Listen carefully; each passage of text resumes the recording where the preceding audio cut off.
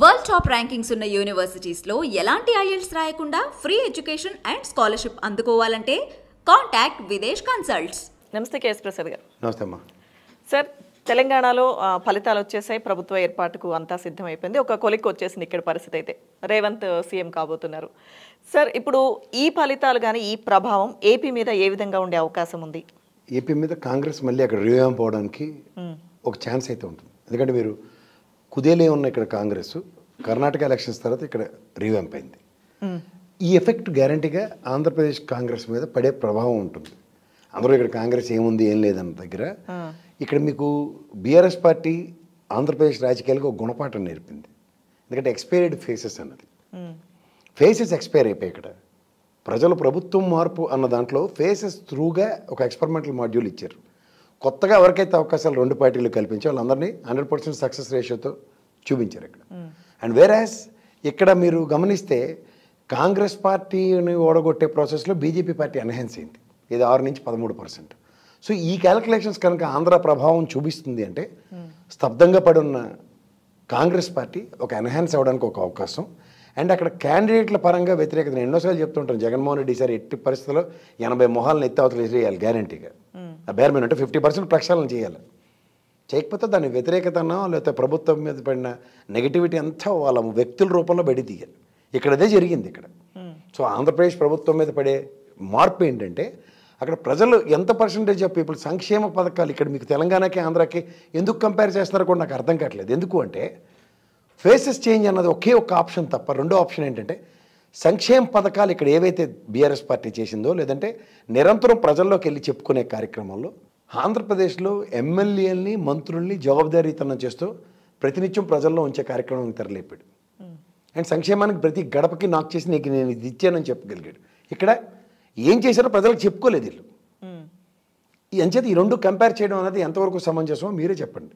ఎందుకు అంటే నిరంతరం ప్రజల్లో ఉంచే ప్రజాప్రతినిధుల వలన ప్లస్ అవనండి మైనస్ అవనండి ప్రభుత్వానికి ఖచ్చితంగా మేము చేసామని చెప్పుకుని వెళ్తుంది దగ్గర ఇది ఎందుకు చేసావు ఇది ఎందుకు చేయలేదని ప్రజలు ప్రశ్నించిన స్టాటిస్టిక్స్ కనుక తీసుకోగలిగితే అది క్యాండిడేట్ మీద వ్యతిరేకత ప్రభుత్వం మీద వ్యతిరేకత అన్నది అనలైజ్ చేసుకోవడం 2 నిమిషాల పని ఉంటుంది.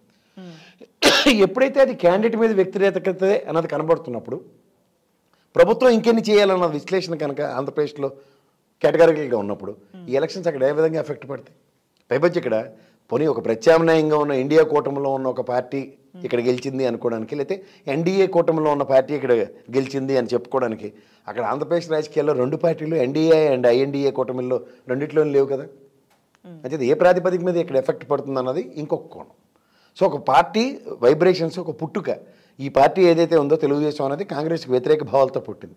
వీళ్ళు ఇక్కడ తెపేల మేళంగా వెళ్ళి వాళ్ళు గెలిస్తే వీళ్ళు డబ్బాలు టపాకాయలు కాల్చుకొని పిచ్చోళ్ళు తిరుగుతున్నారు. కానీ కాబట్టి అక్కడ కాంగ్రెస్లో ఇవాళ నిజంగా రామారావు గారు చనిపోయిన రోజు అని చెప్పుకోవాలి. ఎందుకంటే తెలుగుదేశం జెండాలో ఎప్పుడైతే కాంగ్రెస్ పార్టీ హెడ్ ఆఫీస్లో కనబడుతున్నాయి గాంధీ భవన్లో ఇంకా అంతకన్నా ఇంకా తెలుగుదేశంగా ఇంకేం అవమానం ఉంటుంది. పోరాటం వాళ్ళు 83 నుంచి పెట్టిన పార్టీ పోరాటమే కాంగ్రెస్ మీద. ఇవాళ వెళ్ళి జహాపనా రాజకీయాలు ఎదరలేపుకుంటున్నారంటే ఇప్పుడు ఏమైనా ఐఎన్డీఏ కూటమిలో ఉన్నారా?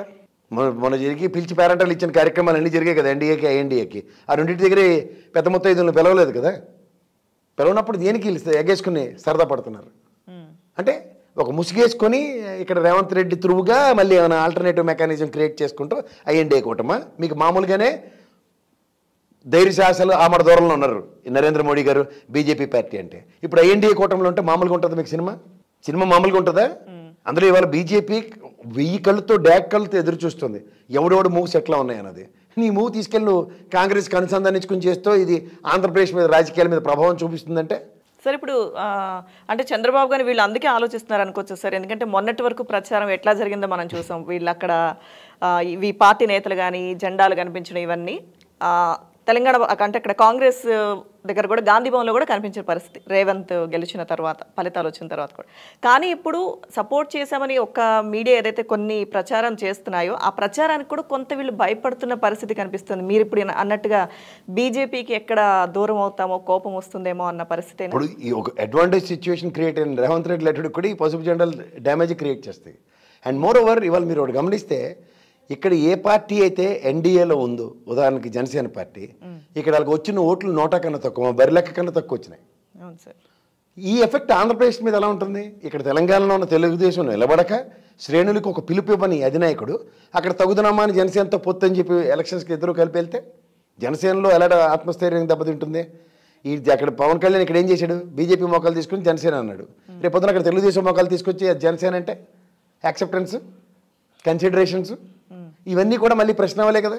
ఒరిజినల్ ఎబిలిటీ, ఒరిజినల్ నేపథ్యం కలిగిన కొన్ని రాజకీయ పార్టీలు 42 సంవత్సరాల లెగసీ కలిగిన తెలుగుదేశం ఇవాళ ఈ జనసేన పార్టీతో పొత్తు అన్నదానికి ఇక్కడ కన్సిడరేషన్ పక్క జస్ట్ కోతవేడు దూరంలో ఉన్న రాష్ట్రంలో వీళ్ళకి సపోర్ట్ ఇవ్వనప్పుడు ఏ ప్రాతిపదిక మీద ఇద్దరు పొత్తు జస్టిఫై అవుతుంది?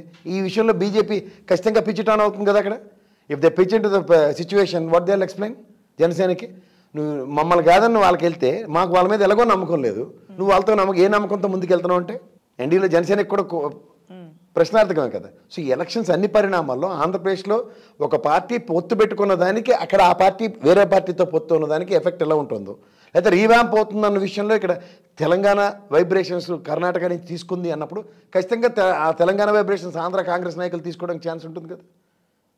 సో అంచేత ఏ పార్టీ ఏ విధంగా పునరుత్తేజం అవడానికి ఎవరెవరు వెసులుబాట్లు కల్పిస్తున్నారంటే దక్షిణాదిని రీప్లేస్ చేసుకుందాం అనుకున్న దగ్గర ఉత్తరాదిలో వాళ్ళే మళ్ళీ రీకాంకర్ చేసి మధ్యప్రదేశ్ రాజస్థాన్తో బీజేపీ మొనాటమి అడ్రస్ చేసినప్పుడు కాంగ్రెస్ కూడా అంతే ఫోకస్ పెడుతుంది కదా. ఇప్పుడు ఆ మాటకు వస్తే ఇందిరాగాంధీ గారి మనవరాలు ఇద్దరు ప్రియాంక గాంధీ అండ్ రాహుల్ గాంధీ ఇక్కడ ఎలా తిరిగారు? కాళ్ళ మధ్యలో వీధి నాయకుల కన్నా ఘోరంగా తిరిగారు. ఎందుకు? కాంగ్రెస్ రీవ్యాంప్ అవడానికి. మరి ఇదే ప్రయత్నం ఆంధ్రప్రదేశ్లో కూడా చేస్తే ఇక్కడ జగన్మోహన్ రెడ్డి గారు డెసిషన్ తీసుకుని సగం ప్రక్షాళన చేశారు అనుకో, ఇదన్నీ కాంగ్రెస్ మోహాలే కదా. పునరావాస కార్యక్రమం భావ వ్యక్తీకరణలో భావాలతో విభేదించే తెలుగుదేశంతో ఖచ్చితంగా వీళ్ళంటే జెండాలు పట్టుకుపోయారు. కానీ అక్కడ వ్యక్తిగతంగా బొత్స సత్యనారాయణ గారు, ధర్మాన ప్రసాద్ గారు ఇలాంటి హైదరాబాద్ మహారాజులు పెద్దోళ్ళు ఎప్పుడు కాంగ్రెస్ నుంచి ఉన్నోళ్ళు ఏ ప్రాతిపదిక మీద వర్స్ట్ కేస్ సినారియోలో తెలుగుదేశం ఆప్షన్ కింద ఎక్స్ప్లోర్ చేసుకుంటారు? ఎందుకంటే వాళ్ళు throughout their career they fat against Telugu Desam. So అలాంటి సిచ్యువేషన్లో వాళ్ళు రీవాంప్ అవడానికి ఆల్టర్నేటివ్ కాంగ్రెస్ క్రియేట్ చేస్తుంది అనుకోండి. ఎవరికి?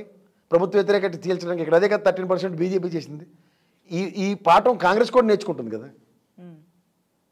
సో ఆబ్వియస్గా ప్రభుత్వ వ్యతిరేకత చీలుతోంది, అది ఒక పార్టీకి కన్ఫైన్ అవుతుంది అన్నది ఒక గుణపాఠం. రెండోది ఎవడెవడో పొత్తుల్లో పెట్టుకున్న వాళ్ళు ఆంధ్రప్రదేశ్కి వచ్చినకల్లా ఏ విధంగా ఆ పార్టీ సహకరించట్లేదన్న ఒక గుణపాఠం. మూడోది ఈ ప్రభుత్వ వ్యతిరేకతకి ఖచ్చిత కర్మక్రియ అనే వ్యక్తిగత నాయకులు, ఇండివిజువల్గా ఉన్న ఎమ్మెల్యేలు, నియోజకవర్గాల వారిగా 2-3 మొహాల సార్ని చూసిన తర్వాత ఆ ఎక్స్పైరీ ప్రోడక్ట్స్ని ఎందుకు ఎంటర్టైన్ చేయాలన్నది ఇంకో గుణపాఠం రూలింగ్ పార్టీకి. వీటిలన్నిటి సారాంశంలో ఖచ్చితంగా ఈ మార్పు ఆ విధంగా ఎఫెక్ట్ క్రియేట్ చేస్తుందని మాత్రం చెప్పొచ్చు. ఓకే సార్, ఇప్పుడు అక్కడున్న ఇద్దరి పరిస్థితి చూస్తే ఏపీలో టీడీపీ అలాగే జనసేన, ఇక్కడ కూకట్పల్లి ఫలితాలు కానీ వీళ్ళ అంచనాలన్నీ తలకిందులైన పరిస్థితి ఉంది కదా, వాళ్ళిద్దరిది కూడా ఎట్లా వర్కౌట్ అయ్యే అవకాశాలు ఉంటాయి అనుకోవచ్చు సార్? అంటే నమ్మించి గొంతుకోవడం గురించి విన్నాం, నమ్మినందుకు మోసపోవడం విన్నాం. ఈ రెండింటిలో ఏదో పవన్ కళ్యాణ్ తెలుసుకోవాలి. దాన్ని విశ్వాసఘాతం అంటారు. విశ్వసించాడు ఆయన, విశ్వాసఘాతకం జరిగింది. పైపచ్చి అతను తెలిసి తెలియని తప్పటడుగులు రాజకీయాలే చేస్తాడు. జగన్మోహన్ రెడ్డి గారి దగ్గర విత్స్టాండ్ చేసుకోలేక ఇక్కడ ఏదో ప్రభావితం చేసి చూపిద్దామని ఎఫెక్టివ్ మేనేజ్మెంట్ని అసలు క్రియేట్ చేశాడు. ఎందుకంటే ఎక్కడ ఒక స్థానం కూడా గెలవలేదని అవమానం ఎదుర్కొంటున్న జనసేన అధినేత ఇక్కడ నేను లేకపోయినా నా పిల్లలే నిలబడి గెలిచారు అన్నది ఒకసారి చూపిద్దామని ట్రై చేస్తే 100 కన్నా తక్కువ ఓట్లు వచ్చాయి. ఆ పాటికి వస్తే బరిలెక్కల దానికి పిలిచి టికెట్ ఇస్తే పార్టీ గుర్తుతో గ్యారంటీకి గెలిచింది నా అమ్మాయి. సో అలాంటివి చూస్తే చాలా ఆశ్చర్యాన్ని కలిగించే విషయాలు కనబడుతున్నాయి. ఇక్కడ ఓవరాల్గా పోరాటానికి ఆరాటమే తప్ప పోరాటానికి కావాల్సిన సామగ్రి దగ్గర లేదని ఈ ఎలక్షన్స్తో జనసేనకి తేటతెల్లమైంది. ఇప్పుడు టీడీపీ ఏమైనా పునరాలోచన చేసే అవకాశాలు ఉన్నాయా సార్? ఆ పరిస్థితులు ఉన్నాయా ఏపీలో ఎలక్షన్స్ టైం? పవన్ కళ్యాణ్ పక్కన ఉంటేనే కాస్త ధైర్యం వచ్చిందని చెప్తున్నాడు కదా చిన్నపిల్లలు లోకేష్ గారు. నేను సో అలాంటి ధైర్య సాహసాలకు ఇచ్చిన వీరిని ఇప్పుడు తెచ్చినా వదులుకోరు. ఇప్పుడు వీధి చివరి 4 కుక్కలు నాకు కరిచేస్తాయని భయం ఉన్నప్పుడు మన అమ్మ చెయ్యో నాన్న చెయ్యో పట్టుకుని అవతలకి వెళ్తాం చిన్నపిల్లలు, అవునా కదా. సో అలాంటి భయం ఉన్న లోకేష్ లేటర్లో ఉన్నప్పుడు ఏమవుతుందంటే చేయి పట్టుకుని నడిపిస్తున్న పవన్ కళ్యాణ్ వాళ్ళకి దిక్కు అవుతారు. అదైతే వాస్తవం సార్. అయితే ఇందాక మీరు అన్నారు కదా రేవంత్ రెడ్డి కూడా ఇప్పుడు టీడీపీకి సంబంధించి రేవంత్ రెడ్డి కూడా గతంలో కూడా ఆయన మాట్లాడినప్పుడు నేను చంద్రబాబు శిష్యునని ఎక్కడా చెప్పలేదు అని. సో ఇప్పుడు ఇవి ఎట్లా చూడొచ్చు అంటారు ఈ పరిణామాలు, ఈ వ్యాఖ్యలు? ఇప్పుడు తెలుగుదేశం పార్టీ గతంలో నేను ఎన్నోసార్లు చెప్పా, నాయకులకు అవకాశం కల్పించిన దగ్గర వైబ్రేషన్స్ అండ్ డైమెన్షన్స్ ఉన్న లీడర్లు బయటికి వెళ్తే ఆ ప్రభావం తెలుగుదేశంకి చాలా ఎక్కువ పడుతుంది. ఇప్పుడు దానికి కేసీఆర్ గారిని కోల్పోయింది, ఒక రాష్ట్రం ఏకంగా పార్టీ తుడిపెట్టుకుపోయే పరిస్థితి వచ్చింది. అలాగే రేవంత్ రెడ్డి లాంటి వ్యక్తిని కోల్పోయింది, మళ్ళీ అదే రాష్ట్రంలో ఒక పార్టీకి అధ్యక్షుడు అయ్యాడు అండ్ ముఖ్యమంత్రి అయిపోతున్నాడు. సో ఇక్కడ వీళ్ళ దగ్గర నుంచి బయటకు వెళ్తే వాళ్ళు ఎన్హాన్స్ అవుతున్నప్పుడు మళ్ళీ పార్టీ పచ్చడి పోపెట్టుకుని తింటాడా? బూజు పెట్టిన ఎవరికైనా నష్టమే. అందుకే చూడు కేసీఆర్ గారు అనే వ్యక్తి ఎప్పుడు తెలుగుదేశం ప్రస్తావన తేడు. అవును sir. And wear the same is applicable for Revanth Reddy also. ఇక్కడ మీకు తెలుగుదేశం పరంగా వాళ్ళ ఆలోచన విధానం ఎలా ఉందో చూడు. అక్కడ జగన్మోహన్ రెడ్డి గారిని విభేదిస్తారు, ఇక్కడ రేవంత్ రెడ్డిని మళ్ళీ నెత్తికెత్తుకుంటారు. ఇది ఎక్కడ ద్వంద్వ వైఖరి? వాళ్ళకి ఇష్టమైతే ఇంకోతో సమానం, ఇష్టం వాళ్ళకి నచ్చింది ఇష్టం కాకపోతే ఇంకా ఎవరు చేసినా తప్పే అది. సార్ కానీ బహిరంగ రహస్యమే కదా సార్, వీళ్ళు టీడీపీ సపోర్ట్ కూడా ఉంది కాంగ్రెస్ గెలిచిన దానిలో. ఎలా ఉంటుందమ్మా, నువ్వు కూడా అమాయకంగా అడుగుతున్నావు. కానీ ఆ 1,00,000 మంది నా పాత విశ్లేషణ ఏమో చూడ, గచ్చిబౌలికి వెళ్ళిన 1,00,000 మంది అడవాడి బ్యాచ్ తప్ప మిగిలిన 38 లక్షలు ఎవరైనా ఓటేస్తే కుత్బుల్లాపూర్ కానీ, నెక్స్ట్ ఇక్కడ కోకటపల్లి కానీ, లింగంపల్లి కానీ, గ్రేటర్ హైదరాబాద్లో కాంగ్రెస్ ప్రస్తావన ఒకటేనే ఉందా? ఒక్కటైనా కాంగ్రెస్ గెలిచిందా? అయిపోయి వాళ్ళ మెజారిటీలు చూసావా? అవును సార్. ఎలాంటి మెజారిటీలు వచ్చాయి చూసావు కదా. వాళ్ళకి ఏం మాడుతున్నారు వీళ్ళకి ఒరిజినల్గా పిరికితనానికి పరాకాష్ట. ఈ లోకేష్ లాంటి ఏదో వైబ్రేషన్స్ క్రియేట్ చేయడానికి ఒక మొమెంటం ఫ్లేరప్ చేసేది అరుపులు కేకలకి ప్రభావితమైన వాళ్ళు టెంప్టెడ్ బ్యాచ్ అంటారు వాటిని. ఆ టెంప్టెడ్ బ్యాచ్ ఇక్కడికి వచ్చి ఆవేశాలు ప్రదర్శిస్తారు. కొత్తగా వచ్చి సెటిల్ అయిన కొత్త నీరు బ్యాచ్ ఇది. దీనివల్ల ఏమవుతుంది, ఒరిజినల్ ఎబిలిటీస్ కలిగిన వాళ్ళకి ఎవరికి ప్రభావం చూపించలేదు. ఇది యాక్సెప్ట్ చేయండి. అండ్ పైపచ్చి కాంగ్రెస్కి గ్రేటర్ హైదరాబాద్ టెరిటరీలో ఒక్క సీట్ కూడా ఇవ్వలేదు. సో ఈ ప్రభావం తెలుగుదేశం లేదో శంకలు కొట్టుకోవడానికి ఉపయోగపడుతుంది తప్ప వాళ్ళ చేతకాంతనం కింద మాత్రం ఒప్పుకోరు. రూరల్లో సార్, రూరల్లో ఎట్లా చూడొచ్చు అంటారు మనం? ఖమ్మం కానీ అటు సైడ్ అంతకుముందు కూడా ఖమ్మం ఎవరిదమ్మా అసలు? ఒరిజినల్గా మాట్లాడుకుందాం. Let's talk practicality. Ponguleti Srinivasa Reddy గారు ఎవరు ప్రోడక్ట్? జగన్మోహన్ రెడ్డి గారు వైఎస్ఆర్సీపీ ప్రోడక్ట్. ఆయన ఫస్ట్ టైం గెలిచింది వైఎస్ఆర్సీపీ. పైపచ్చి ఆయన ఇచ్చిన ఛాలెంజ్ జగన్మోహన్ రెడ్డి గలం ఎలా ఉంటుంది, నేను ఇక్కడ కొట్టారు నేను తీసుకున్నాను, నేను కొడితే ఎలా ఉంటుంది అన్నదానికి 23కి పరిమితం అయ్యారు. ఇదే వైబ్రేషన్తో పొంగులేటి గారు కూడా అదే ఛాలెంజ్ ఇచ్చారు. ఆయన కొట్టిన దెబ్బకి ఏమైంది, 10కి 10 అలా వశమైంది. అవునా కదా? ఆయన మాటలు కాదు చేతల్లో చేసి చూపిస్తారు. అది జగన్మోహన్ రెడ్డి గారు వైఎస్ఆర్సీపీకి ఉన్న ఒరిజినల్ వైబ్రేషన్స్. ప్రాక్టికల్కి చాలా దగ్గరగా ఉంటారు. మనకి ప్రాక్టికల్స్ ఉంటాయి చూడు, సైన్స్ చదివి స్టూడెంట్స్కి తెలిస్తే కప్పను కోయడం అని కొంతమంది భయం అని పోతారు. కప్పను కోసి మళ్ళీ కుట్లేసేంత సామర్థ్యం ఉంటుంది వాళ్ళకి. అదే వైఎస్ఆర్సీపీ. అంచేత కోసి కారం పెడతారని మా తెలంగాణలో అంటారు. అదే జరుగుతుంది చూసుకోవాలంటే. సో ఇక్కడ మీకు పొంగులేటి గారి పరంగా గెలిచిన ఖమ్మాన్ని ఆంధ్ర బోర్డర్ అనుకుంటే ఎలా క్లెయిమ్ చేసుకుంటారు? వేర్ యువర్ ప్రెజెన్స్ అనవసరంగా మీరు లేని దానికి పులేసుకుని వేసుకుంటారని అర్థం. అది ఖచ్చితంగా జగన్మోహన్ రెడ్డి గారు అడ్డా, జగన్మోహన్ రెడ్డి గారు శాసించారు పొంగులేటి గారు త్రూగా గెలిచిన అడ్డా అనే చెప్పాలి. అంటే if you really want to claim Congress కాకుండా అది తెలుగుదేశం అన్నప్పుడు ఆబ్వియస్గా product which he's come from with vibrations. మరి రేవంత్ రెడ్డి విషయంలో అదే మాట్లాడతారు కదా ఇవాళ తెలుగుదేశం ఎడ్జ్ అన్నది. Same effective management.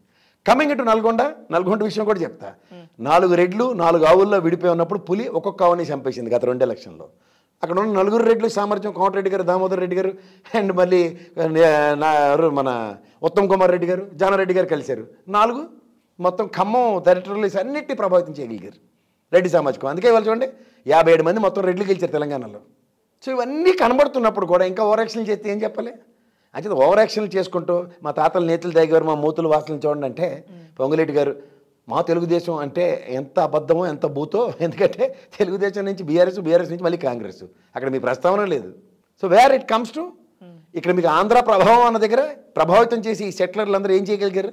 As usual పిరికిదద్దల్లా కూర్చున్నారు. పిరికితనం అంటారు దాన్ని. పిరికితనంతో కూడిన రాజకీయాలకి అలవాటు పడిన తెలుగుదేశం మేకపోతు గాంభీర్యాలు మాత్రమే ప్రదర్శిస్తుంది. ఒరిజినల్ ఎబిలిటీ క్షేత్రస్థాయిలో నువ్వా నేనైనా పోరాటం చేసే దగ్గర పోరాటానికి ఆమడ దూరంలో మిగిలిపోతుంది. అది ఎంచేత ఆంధ్రప్రదేశ్ రాజకీయాల్లో ఇక్కడ పులిని చూసి నక్కవాత పెట్టుకుని రేవంత్ రెడ్డి గెలిచాడు కాబట్టి అన్న హైపోథెసిస్లో ఉన్నప్పుడు అది ఒక నేషనల్ పార్టీ ఐఎన్డీఏలో కానీ ఎన్డీఏలో కానీ లేని 2 రీజనల్ పార్టీల మధ్యలో యుద్ధం ప్రత్యక్ష యుద్ధం కింద గమనించాలి.